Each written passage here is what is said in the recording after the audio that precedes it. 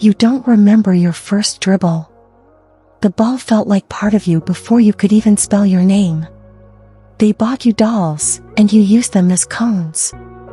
Tried ballet, you spun once, then bolted outside in church shoes, chasing a hoop that made your heart race. By 8, the boys on the block were saying, "Pick her. She can hoop." And you didn't just keep up, you ran the game. Left hand, right hand, step backs, floaters, ponytail swinging like a metronome. You didn't even know what WNBA meant back then. You just knew that cracked blacktop felt like home. The squeak of sneakers, the rhythm of the bounce, it wasn't about proving anything yet. It was love. But early, the disrespect came. That coach who only passed to boys.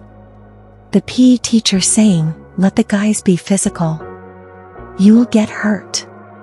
Even your uncle laughing when you said you wanted to go pro. "Girl, that's for NBA dudes."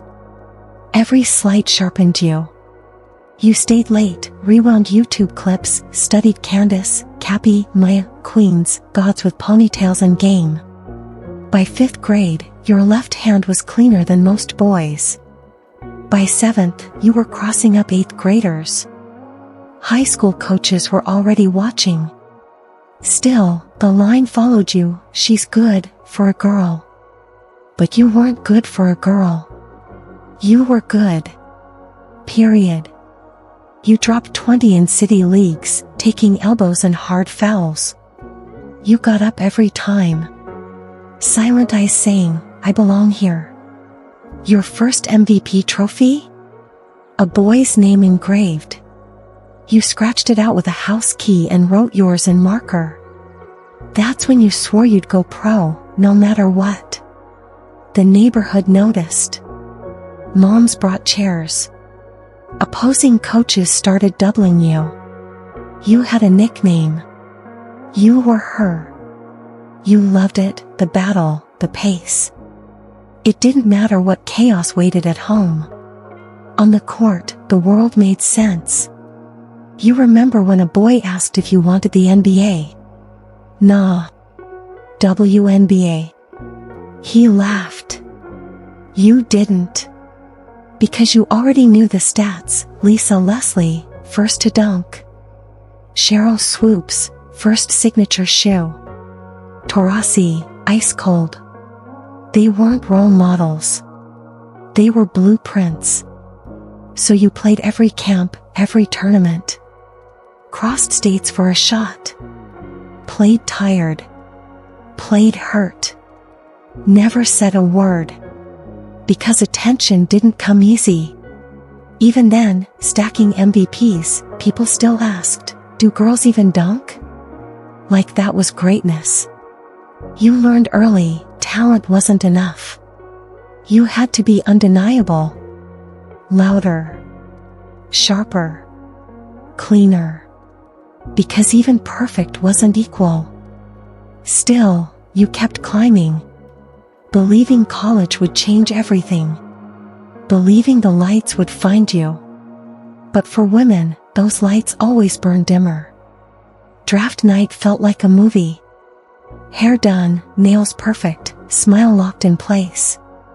When your name came, it felt like the world cracked open. First round. WNBA. Pro. You thought life would flip overnight. It didn't. No jets. No millions. Just a box of team gear and an economy ticket to training camp. Welcome to the league. You showed up early and realized quick, there's no hype here. No music. Just vets with quiet eyes and scars you can't see on Instagram. This isn't fame. This is survival. Your rookie salary? Around 70 grand before taxes. Less than what some NBA players spend on sneakers. Shoe deals? Forget it. You fly commercial, stretch on cold floors, tape your own ankles. And still, they expect you to perform. Smile like a pro. Carry pressure like a pro. But the world treats you like a punchline. You drop 22 and 10 in your debut. Silence. Meanwhile, an NBA player dunks in warm-ups and goes viral. Off-season? Doesn't exist. You pack a suitcase for Russia, Turkey, Spain, China.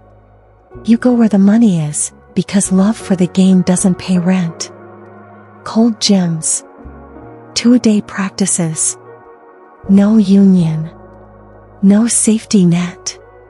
You ice in buckets, pop painkillers, and pray nothing snaps, because if it does, you're done. You FaceTime home at 3 a.m., alone in some rented apartment, scrolling Instagram, watching NBA players in Cabo with chains worth more than your season. You're not jealous. You're tired. Because your body hasn't stopped in 14 months. And when you come home, no parades. No banners. Just silence. Meanwhile, the NBA celebrates mediocrity with $200 million deals. You're not asking for that. Just something. A headline. A little weight behind your name. You've given this game everything, blood, body, your 20s. And what did you get? Rent money overseas. Silence at home. And maybe a few little girls who know your name. That should be enough. But some nights, icing your knees in a dark apartment in Turkey, it doesn't feel like it is. You wonder, if you'd been born a boy, would things be different? Covers. Shoes. Stardom. You know the answer. But you never played for clicks. You played for love. For the girl in the stands. For the teammate grinding with you. For the game that raised you. That part never changed. Still, every time you lace up and walk into another half-empty gym, every time you board another flight to a country you can't pronounce, every time you drop 25 and no one tweets, it hits you all over again. That's why it sucks to be a WNBA player.